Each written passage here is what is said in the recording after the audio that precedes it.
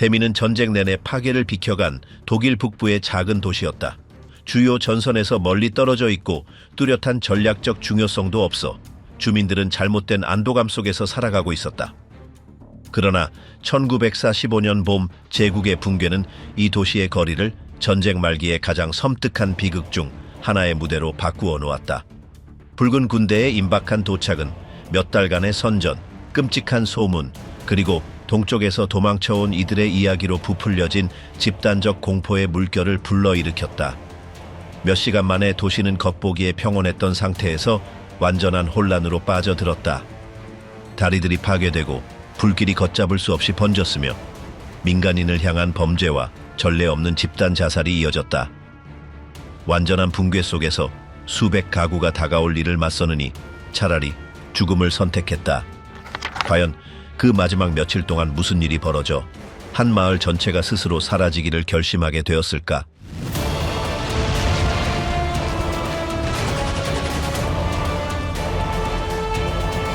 제국의 마지막 민간 경계선.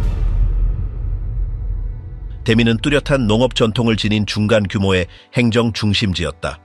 도시는 세 갈래 하천의 강둑을 따라 뻗어 있었고 그곳에서 인근 마을로 향하는 시골길이 뻗어나갔다.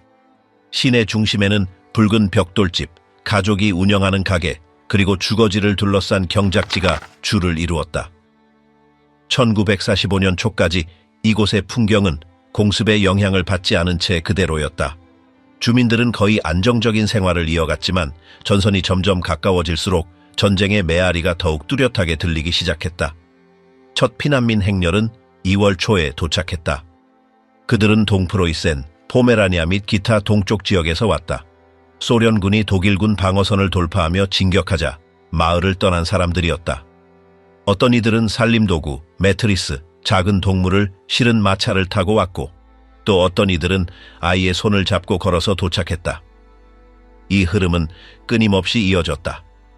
거리는 피로로 얼굴이 지친 사람들로 가득 찼고 중앙시장은 최소한의 안내나 도움을 필요로 하는 이들이 반드시 거쳐가는 장소가 되었다.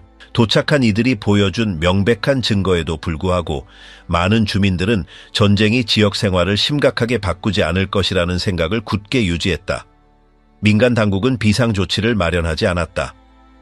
대부분의 상점들은 평소처럼 영업을 계속했고 공공발표는 행정적 성격의 정보에 그쳤다. 학교에서는 교사들이 정상적으로 수업을 이어갔으며 교회에서는 침착함을 유지하라는 설교가 반복되었다. 본당 기록에 남아있는 일부 증언에 따르면 평화를 기원하는 집단 기도가 이어졌지만 미사 참석자는 눈에 띄게 늘지 않았다. 안전하다는 인식은 공습의 부재에서도 비롯되었다. 다른 도시들과 달리 대민은 한 번도 공중 공격을 받지 않았다. 주민들은 주요 전략 거점에서 멀리 떨어진 위치가 이곳을 연합군에게 무의미한 곳으로 만든다고 믿었다. 이런 면역의식은 지역 신문이 이곳에서 직접적인 교전 가능성을 부정하는 기사를 실었을 때 더욱 강화되었다. 지방방송이 퍼뜨린 선전은 적을 먼 동부전선의 위협으로 묘사하며 중간 규모 도시와는 즉각적인 연관이 없다고 강조했다. 이런 분위기 속에서 막상 때가 오더라도 충분한 시간을 두고 철수하거나 도시를 심각한 피해 없이 넘길 수 있다는 믿음이 굳어졌다. 마리 다브스는 대민에서 경찰관으로 근무했던 인물로 훗날 많은 사람들이 그와 같은 인식을 공유하고 있었다고 회상했다.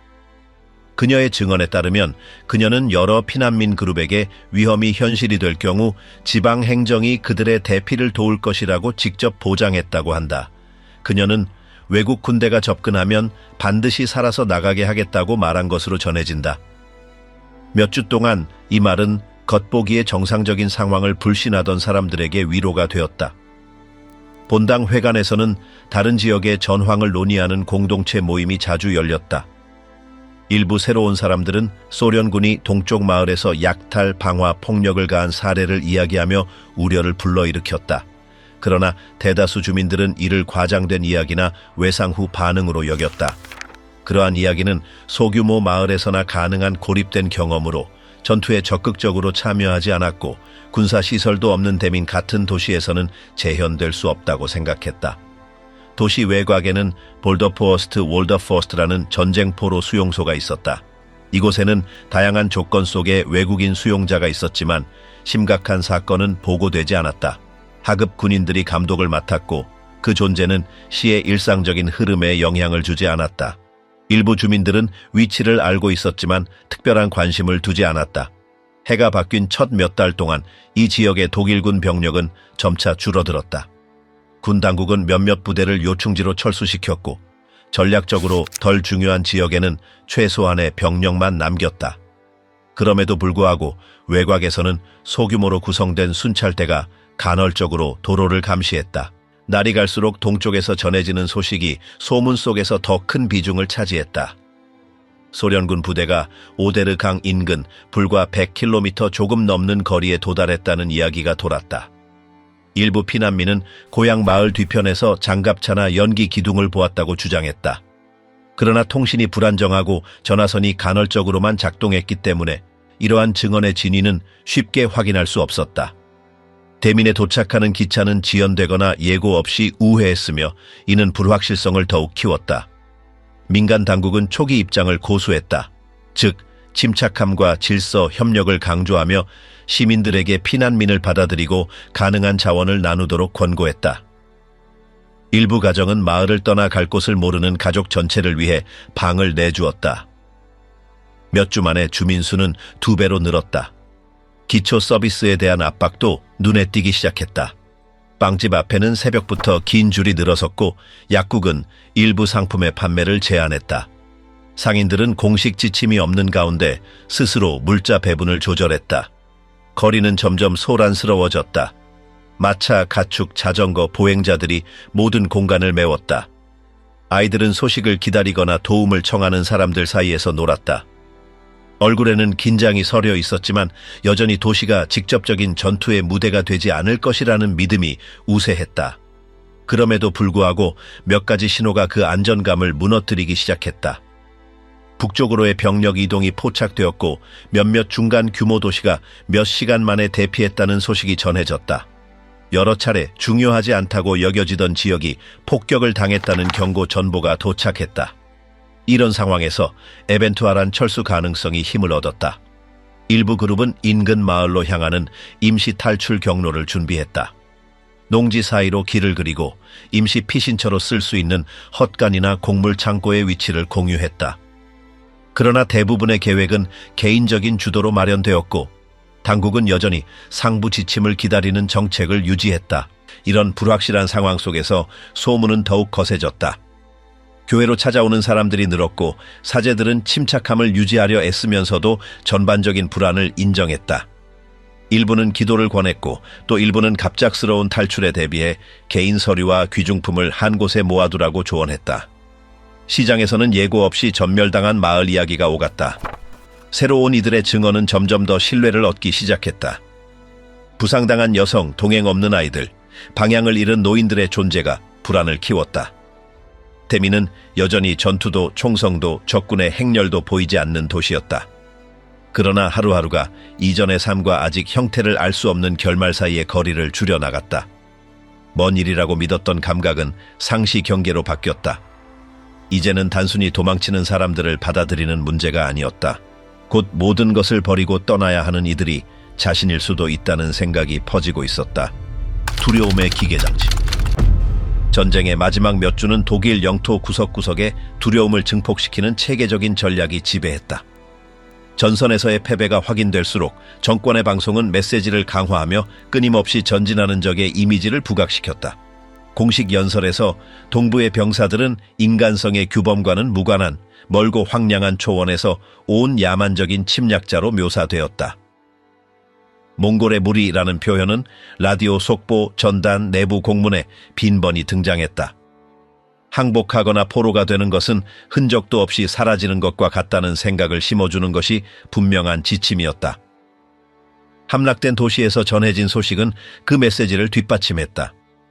대민의 일부 주민들은 무차별 공격, 마을 약탈, 고의적인 방화, 여성 학대에 대한 이야기를 들었다.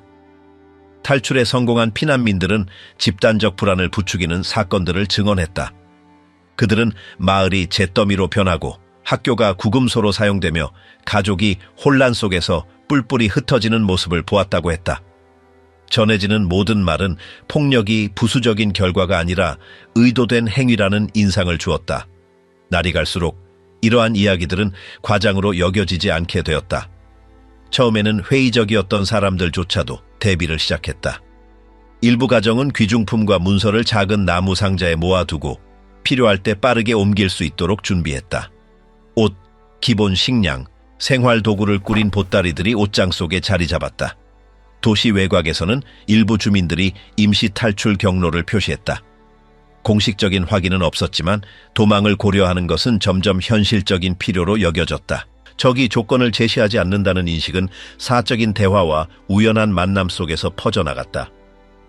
여성들은 공공장소에서 이 주제를 피했지만 사적으로는 실종, 폭력, 신문 같은 반복되는 두려움을 나누었다. 두려움은 하나의 구체적인 사건이 아니라 피할 수 없을 것 같은 가능성들의 합이었다. 이러한 상황에서 지방당국은 애매한 태도를 유지했다. 소식을 확인해주지도 부정하지도 않았다. 일부 관리들은 위험이 현실이라고 말했고 다른 이들은 침착함을 유지하라고 권고했다.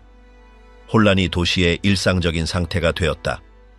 이 지역의 목사들은 개인 상담이 늘어났음을 기록했다.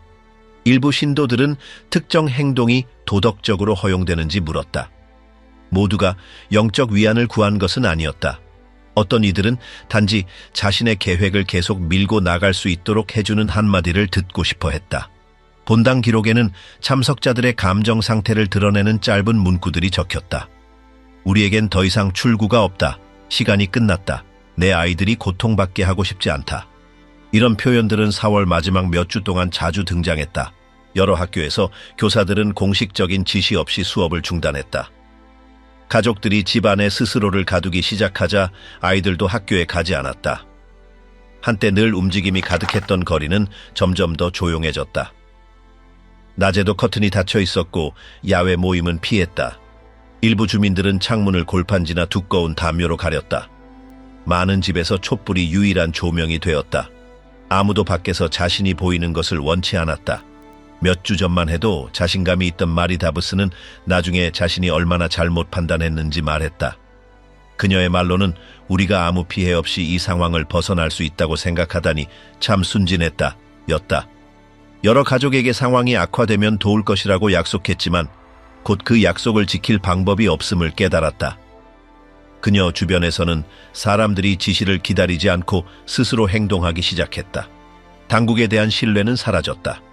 후보는 자신의 글에서 정권이 어떻게 효과적으로 선전을 이용해 지속적인 경계 상태를 만들었는지 묘사했다.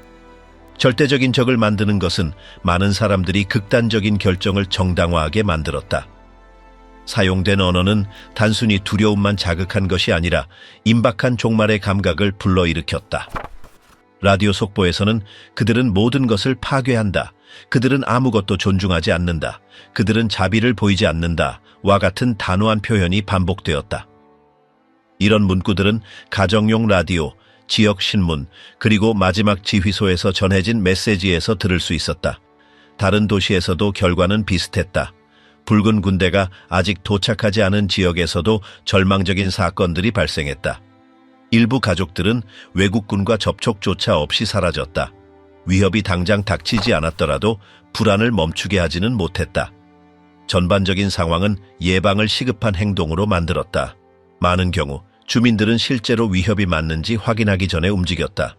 대민에서도 그 패턴이 반복되기 시작했다. 총성이 들리지 않고 적군의 군복이 보이지 않았지만 분위기는 이미 변해 있었다. 문들은 가구로 막히고 입구 주변에는 담요가 쌓였으며 일부 주민들은 개인 물품을 정원에 묻었다. 오래된 건물들에서는 계단을 막고 다락방 출입구를 봉했다. 도시는 아직 형태가 불분명한 사건에 대비하고 있었다. 후퇴하는 독일군 차량의 소리는 긴장을 한층 고조시켰다. 당국이 아무런 발표를 하지 않았지만 시민들은 방어가 포기되었음을 깨달았다.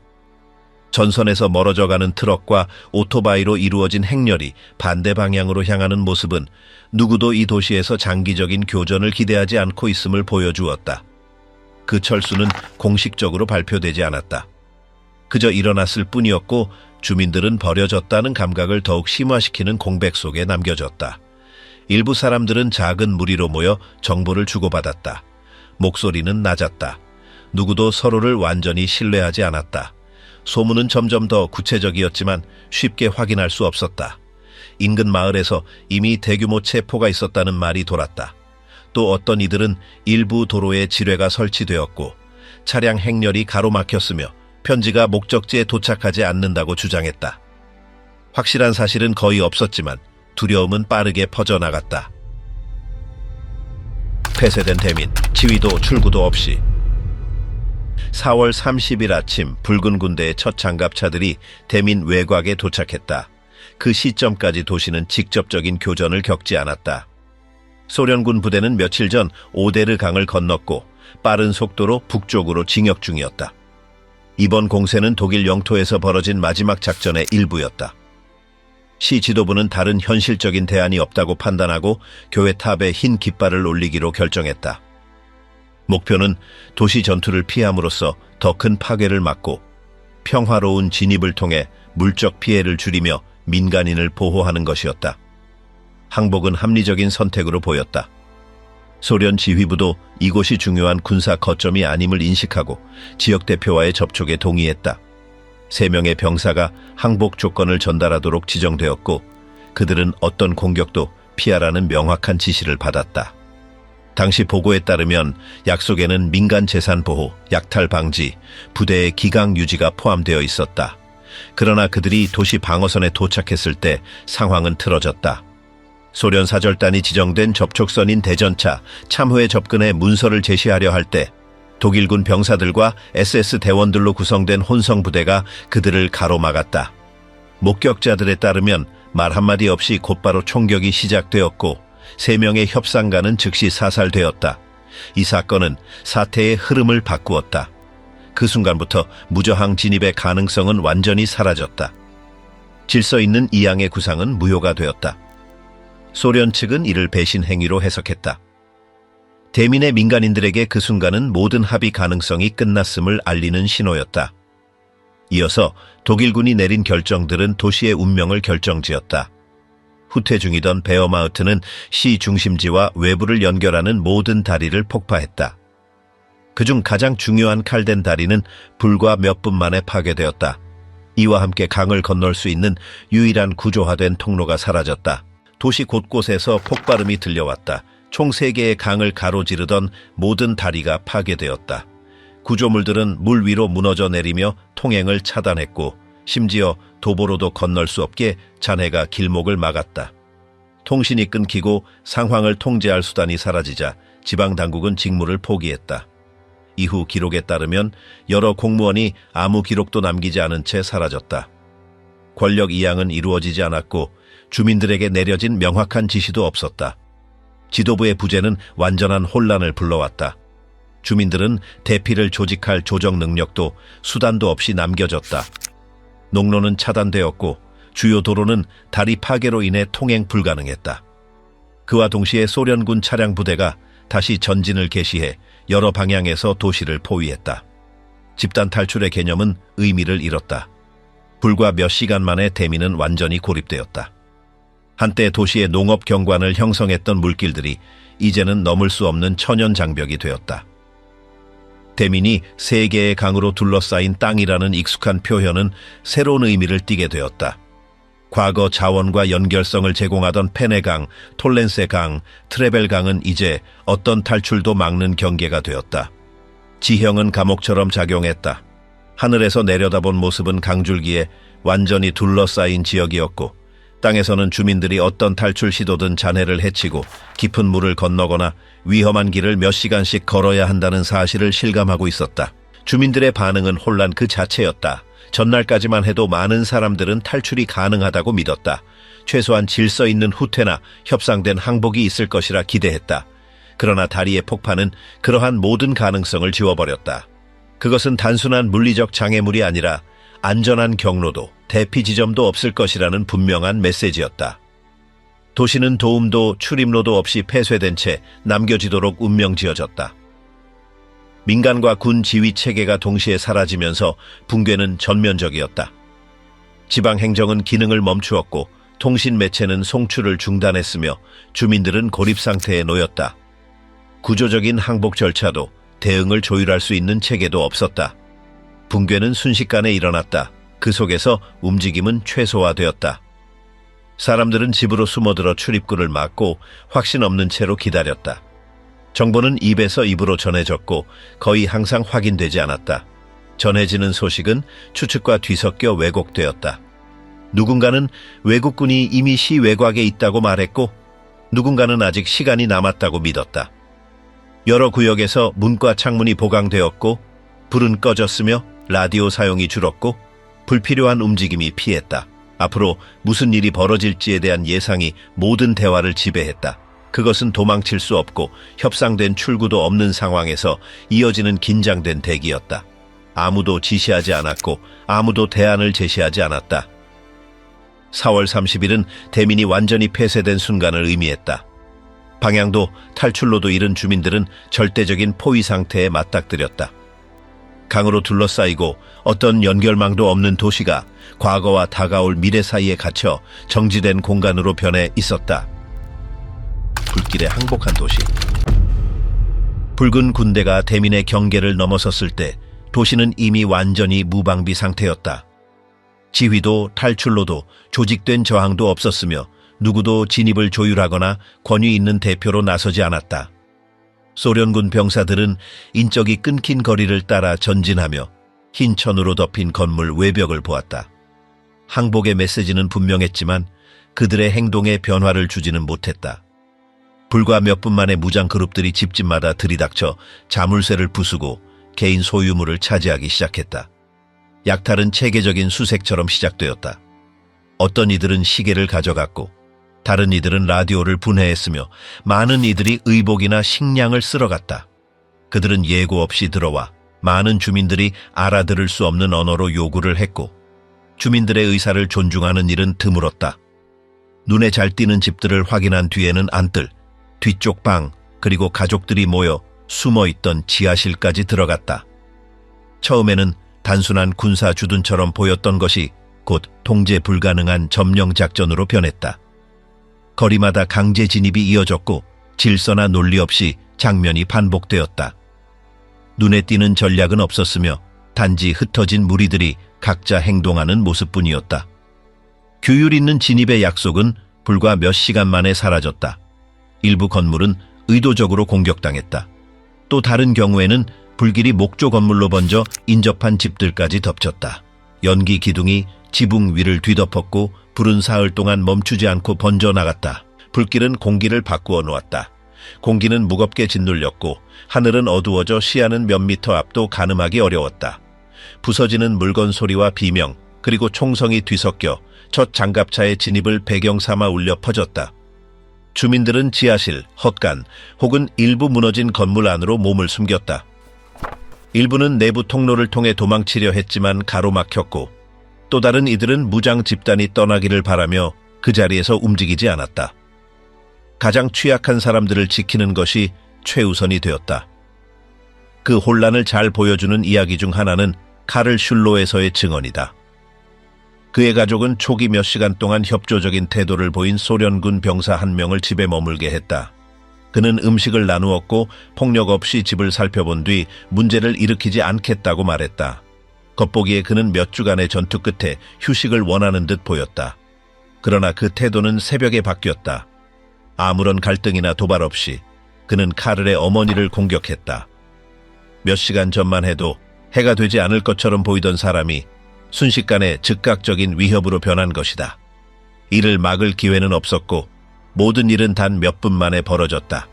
이후 그는 뒤도 돌아보지 않고 집을 떠났다.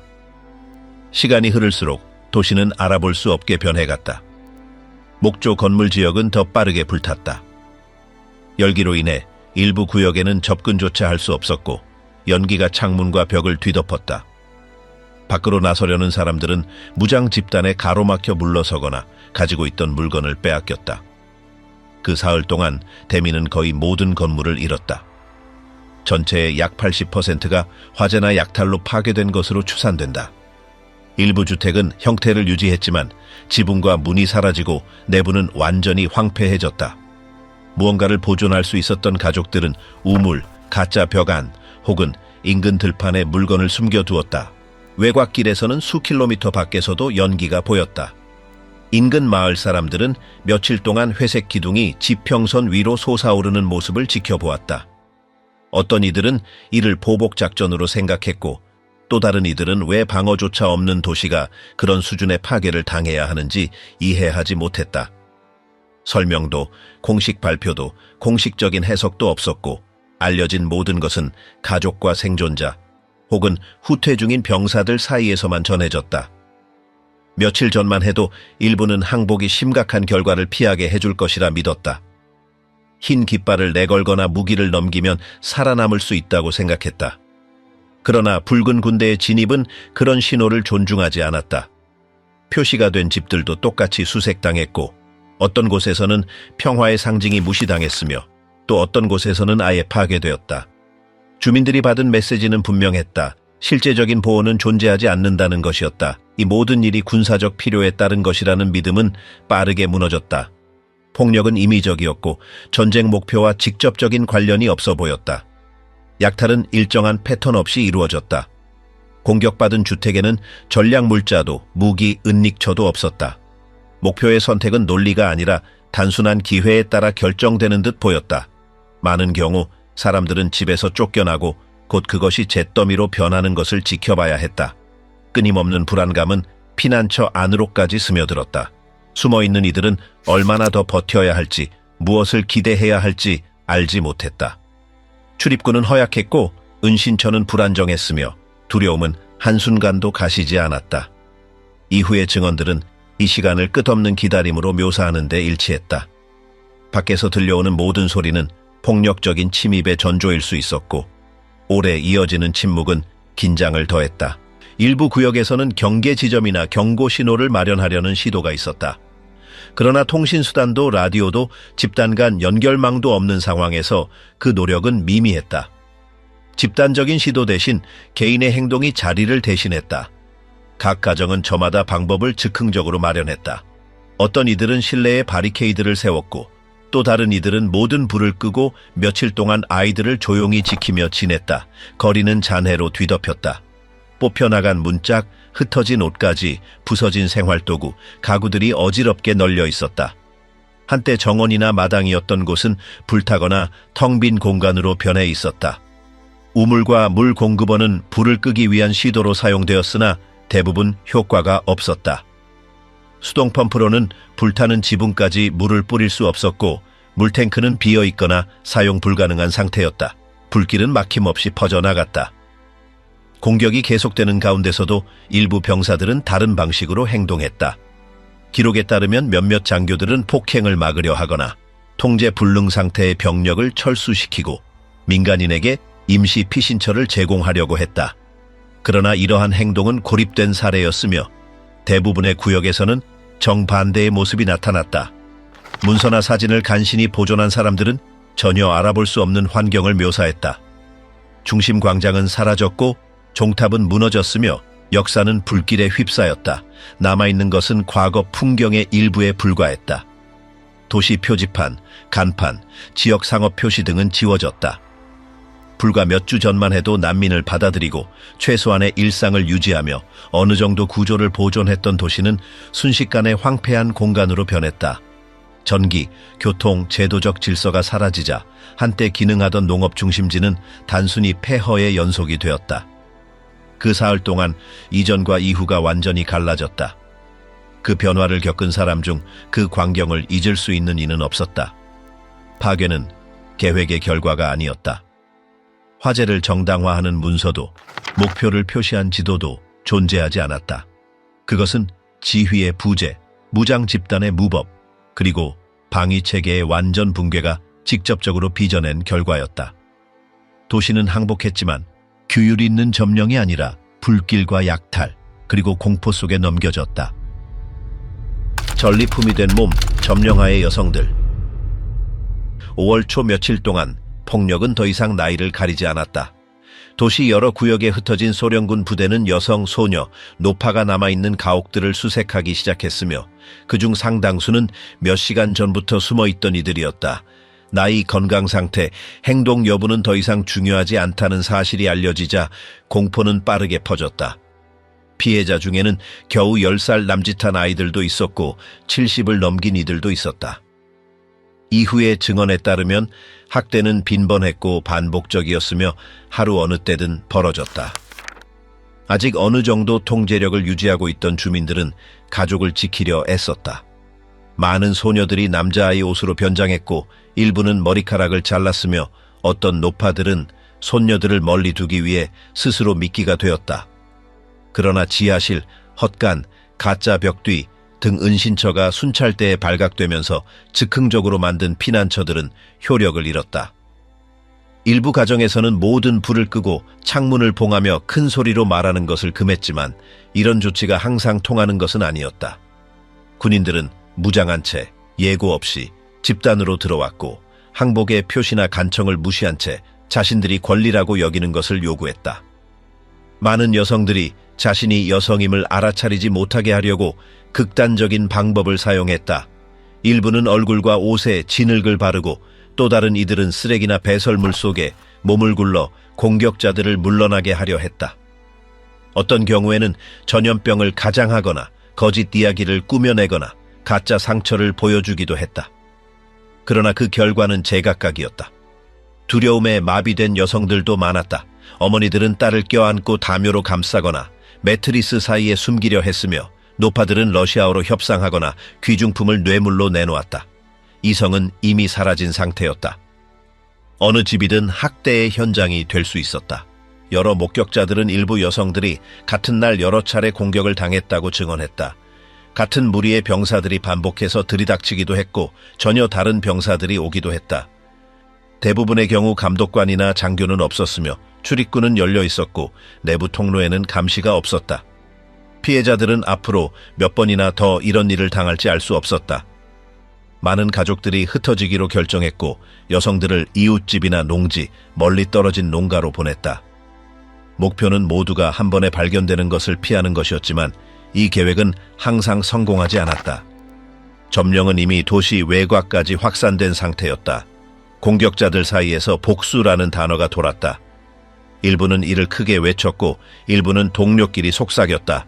이는 가장 흔한 정당화 방식이었으며 여러 언어로 표현되었다. 그들은 스탈링그라드, 키예프, 민스크 등지에서 독일군이 저지른 잔혹 행위를 언급하며 자신들이 그 피해를 되갚을 권리가 있다고 주장했다. 피해 여성들이 실제로 책임이 있는지 여부는 논의되지 않았다. 독일인이라는 국적만으로도 처벌을 가하기에 충분했다. 심지어 노파들마저 마당으로 끌려가거나 공격 전에 폭행을 당했다. 이것은 정보를 얻거나 저항을 제거하기 위한 것이 아니라 요구나 조건 없이 바로 실행되는 직접적인 폭력이었다. 주민들의 반응은 다양했다. 어떤 이들은 개입하려 했으나 실패했고 다른 이들은 숨어서 혹은 닫힌 창문 너머로 지켜보기만 했다. 가족들은 집에 종교적 상징, 어린이 그림, 흰 손수건 등을 표시하며 최소한의 존중이나 주저함을 유도하려 했다. 그러나 기록에 따르면 이런 표시는 소용이 없었다. 공격자들은 상징을 무시하고 그대로 들어와 학대를 저질렀다. 많은 집들은 매번 공격 후 비어졌고 피해자들은 시골로 피하거나 몇 시간씩 목적지 없이 걸었다. 혼란은 완전했다. 지방 당국이 아직 남아 있었을 때조차 대안은 제시되지 않았다. 경찰서는 소련군에 의해 철수되거나 장악되었고 종교시설은 폐쇄되었거나 폐허가 되었다. 공공피난처나 활동 중인 단체는 없었다.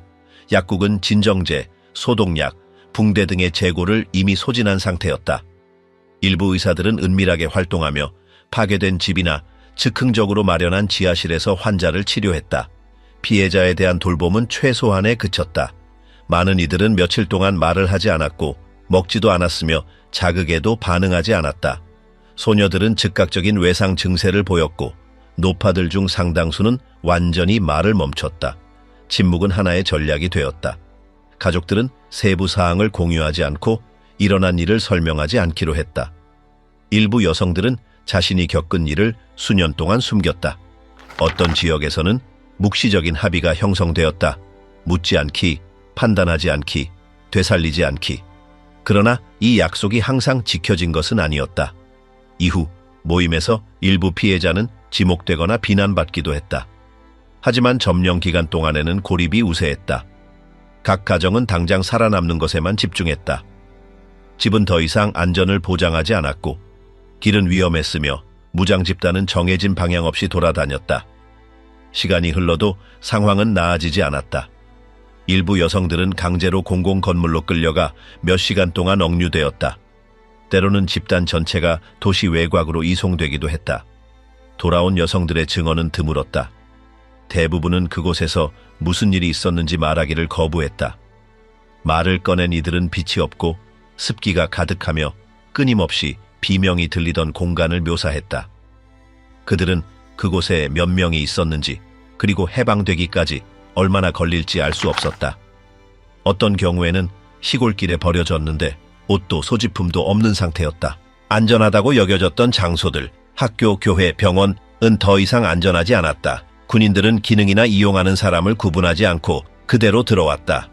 일부 종교시설은 병력 주둔지로 사용되었고 병원에서는 진료가 중단되며 환자들이 강제로 대피했다. 학교는 약탈당했다. 그곳에서도 학대가 발생했다.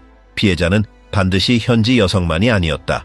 다른 도시에서 온 난민, 가족과 함께 도망친 소녀들, 의료 도움을 찾던 노파들도 있었다. 잘못된 정보는 공포를 키웠다.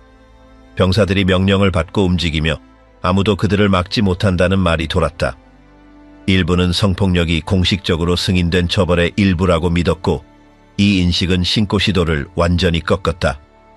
이용 가능한 창구도 신뢰할 수 있는 당국도 통역도 없었다. 언어 장벽은 소통을 더욱 어렵게 만들었다.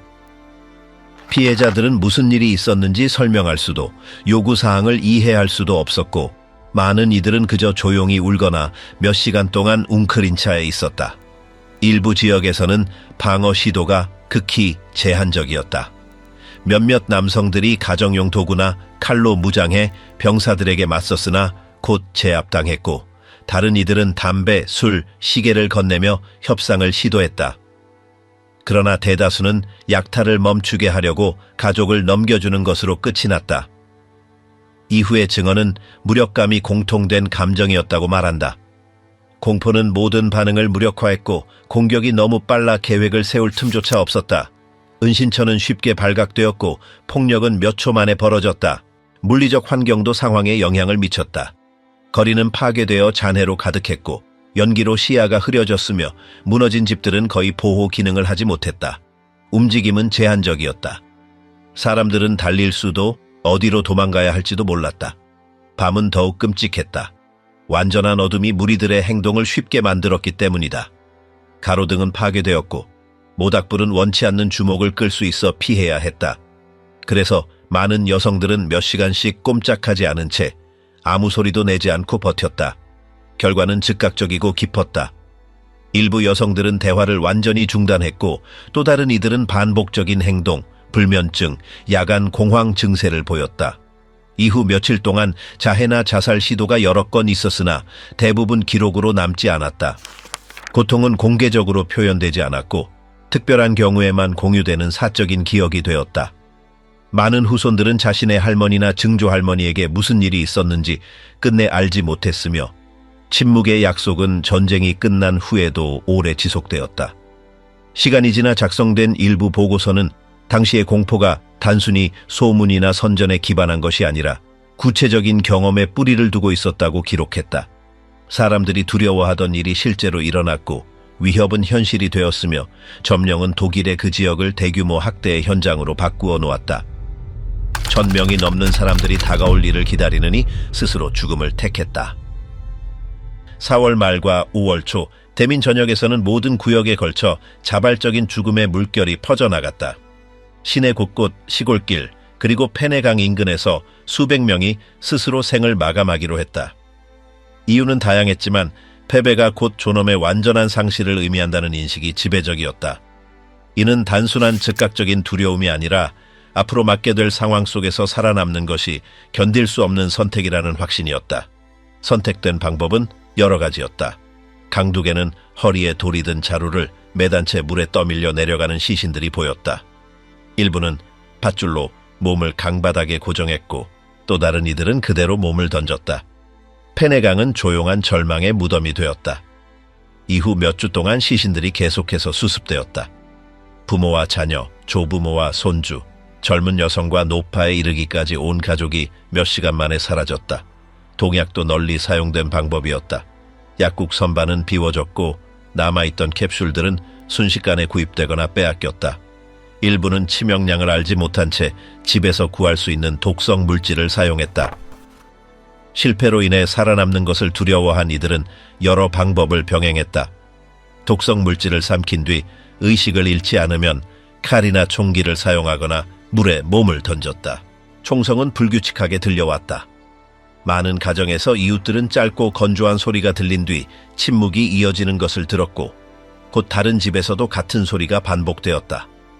거리는 고요해졌지만 그것은 평온이 아니라 부자의 때문이었다. 거의 모든 블록에는 누군가가 생을 마감한 집이 있었다. 닫힌 문들은 며칠 뒤에야 알려질 장면을 감추고 있었다. 어떤 집은 안에서 걸어 잠겨 있었고 또 다른 집은 살아남은 이들이나 병사들이 들어가서야 그 안의 일을 알게 되었다. 여러 경우에서 부모들은 자녀를 죽인 뒤 스스로 목숨을 끊었다. 그것은 불확실한 미래로부터 아이들을 지키겠다는 생각에서 비롯되었다. 희망에 대한 이야기는 없었고 오직 고통을 피하게 한다는 목표만 있었다. 결정은 가족 단위로 집단적으로 내려졌다. 사전에 어떤 논의가 있었는지는 기록으로 남지 않았다. 남겨진 것은 침대, 소파 혹은 보호받을 수 있는 구석에 나란히 놓인 시신들이었다. 그 붕괴를 상징적으로 보여주는 사례 중 하나는 게르하르트 몰덴하우어의 경우였다. 그는 경찰 책임자로서 주민들의 탈출을 조직하려 했지만 노력이 무산되고 선택지가 남아있지 않음을 깨닫자 스스로 목숨을 끊었다. 그의 죽음은 상징적이었다. 그것은 모든 지휘 구조의 해체와 어떠한 제도적 기준점도 사라졌음을 의미했다. 그를 알던 사람들은 권한을 가진 인물조차 이런 결정을 내린다면 상황이 돌이킬 수 없다고 이해했다. 도시는 사건들의 동시성으로 각인되었다. 단일한 발화점도 연속적인 순서도 없었다. 죽음은 지하실, 부엌, 헛간, 인근 들판 등에서 동시에 벌어졌다. 안전한 구역은 없었다. 절망은 동네를 가리지 않았다. 인구 밀도가 높은 지역일수록 사례가 더 많았지만 이야기는 도시 전역에서 반복되었다. 각 집단은 비슷한 양상을 보이면서도 독자적으로 행동했다. 다른 이들이 같은 일을 하고 있는지, 얼마나 많은 이들이 그 길을 선택했는지는 아무도 몰랐다. 조율도, 사전 경고도 없었다. 지역 공동묘지와 일부 가정의 마당에는 급히 판 무덤이 생겼다. 아직 힘이 남아있던 사람들은 가족을 묻으려 애썼다.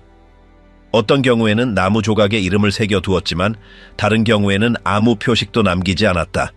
여러 굴을 함께 묻는 집단 매장이 흔했다. 이는 부패를 막고 전염병을 예방하거나 단순히 마지막 존중의 행위를 하려는 시도였다. 도구는 부족했다. 삽은 이웃끼리 돌려 쓰였고 시신은 담요, 시트, 외투로 감싸졌다. 강은 자살 장소일 뿐 아니라 시신을 떠내려 보내는 길이 되었다. 물살은 시신을 낮은 지대로 옮겼고 일부 지점에서는 주민들이 물속에서 시신을 건져내려 했다.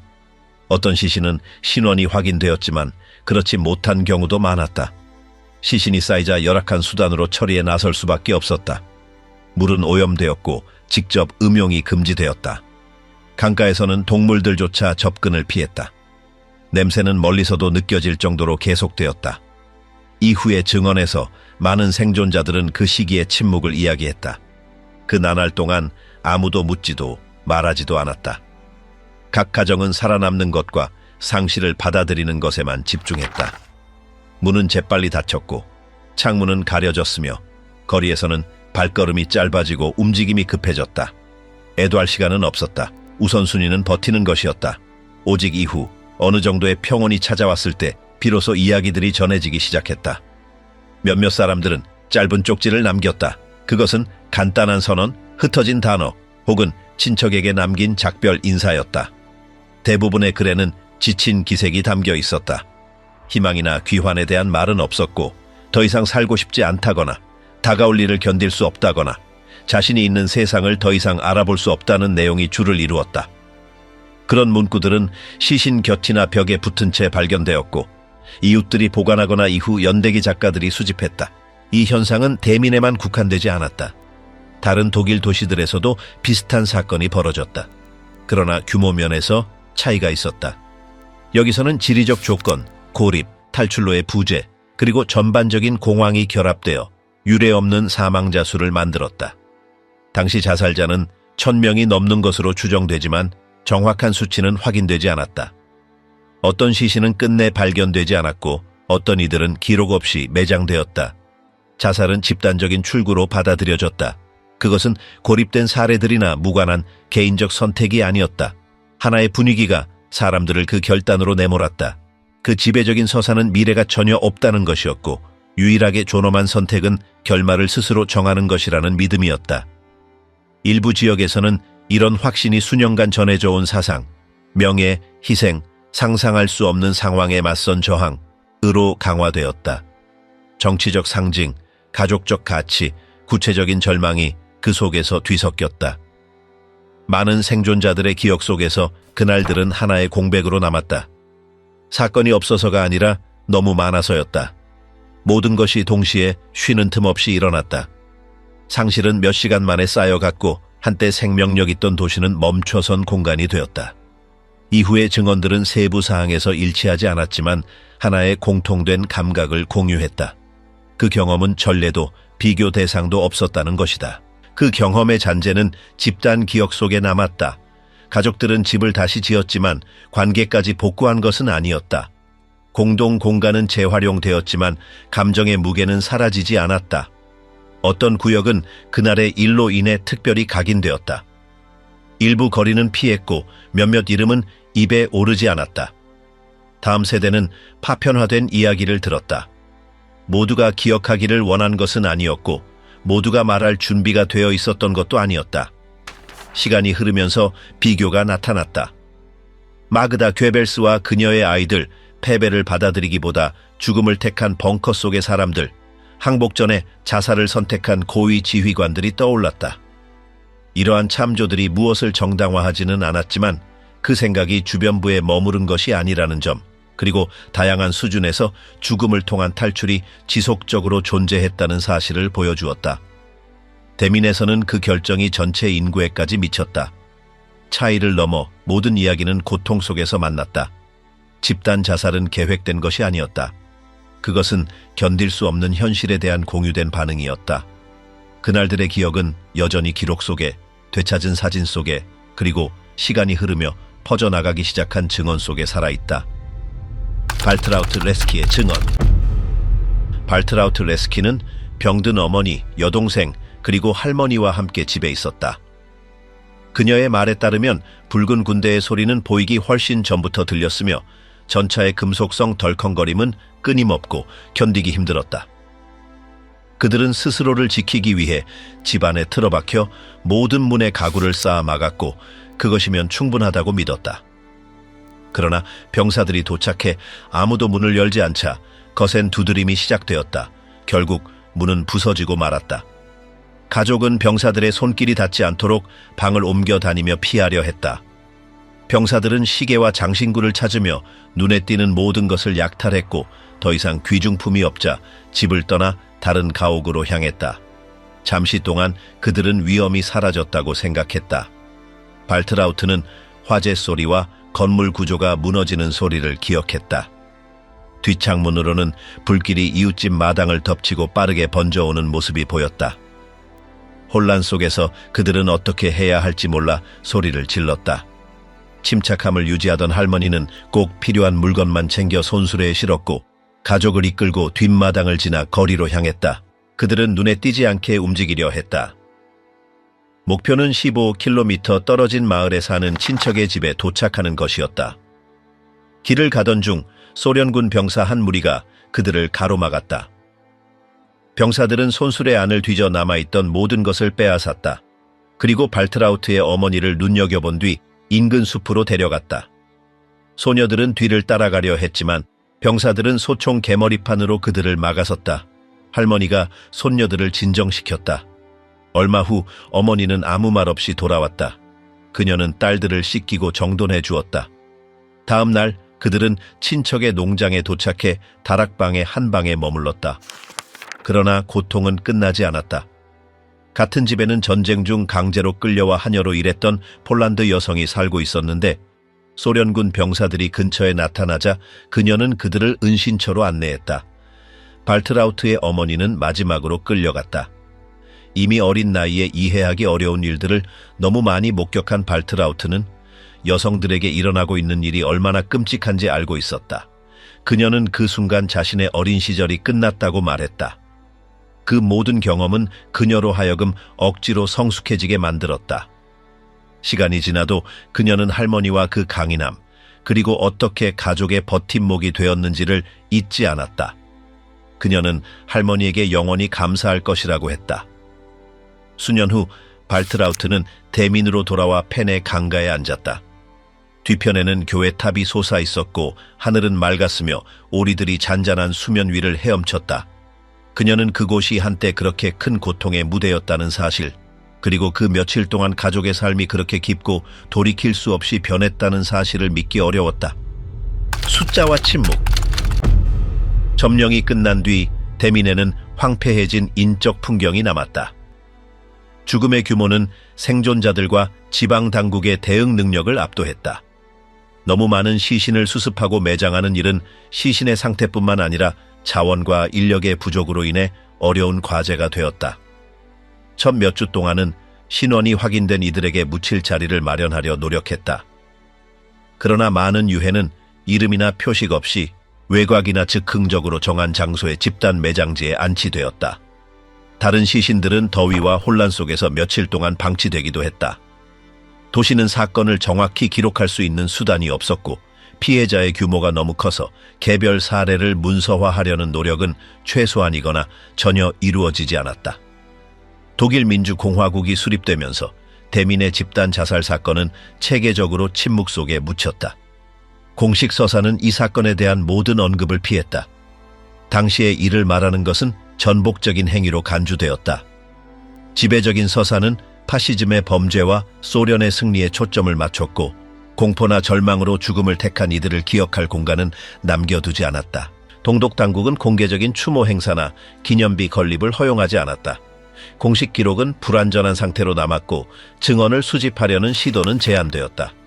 전쟁 마지막 날들을 겪었던 사람들은 침묵을 배우게 되었다. 학교에서도 언론에서도 공식 행사에서도 이 이야기는 다뤄지지 않았다. 베를린 장벽 붕괴와 동구권 붕괴 이후에야 과거를 돌아볼 공간이 열리기 시작했다. 역사학자, 기자, 유족들이 서서히 당시의 일을 재구성해 나갔다. 그중 가장 먼저 이 사건을 다룬 인물 중 하나가 카르스텐 베렌스였다. 그는 오랜 세월 강요된 침묵이 대민의 집단적 트라우마에 미친 정서적 정치적 영향을 분석했다. 그의 연구에 따르면 대민의 집단적 상처는 이중적이었다. 직접 겪은 사건 자체와 그것을 말하지 못하도록 강요당한 세월이 모두 상흔으로 남았다는 것이다. 도시에 공식적인 추모비가 없는 것은 지금도 논쟁의 대상이다. 어떤 이들에게 그것은 지역 역사에 대한 빚을 의미하고 또 다른 이들에게는 깊은 상처를 다시 열지 않기 위한 방법이다. 그러나 기억은 다른 길을 찾아가기 시작했다. 상징적인 날짜가 되면 표시 없는 장소에 꽃이 놓였고 이웃이나 기억단체들이 조용히 명판을 설치하기도 했다. 또한 피해자 후손들이 모여 일기나 편지에 남아있는 기억과 조각난 이야기를 나누는 비공개 모임도 열리고 있다. 오늘날 기록은 여전히 불완전하고 많은 신원이 확인되지 않았지만 대민에서 약 1000명이 최후의 붕괴로 인해 목숨을 잃었다는 사실은 받아들여지고 있다. 정확한 숫자는 여전히 불확실하지만 역사학계의 합의는 그 수치에 가깝다. 남아있는 문서 증언은 사건 자체뿐 아니라 그에 이르게 된 조건들까지 재구성할 수 있게 했다. 이 비극에 대해 공개적으로 성찰한 사람들 사이에서 최근에 한 추모 행사에서 울려 퍼진 마지막 한마디가 여전히 메아리친다. 오늘 우리는 평화를 찾을 수 있기를 바랍니다. 그 말과 함께 과거 수십 년 전 공포가 미래를 짓눌렀던 바로 그 자리에서 박수도 연설도 없이 조용한 의식이 마무리되었다.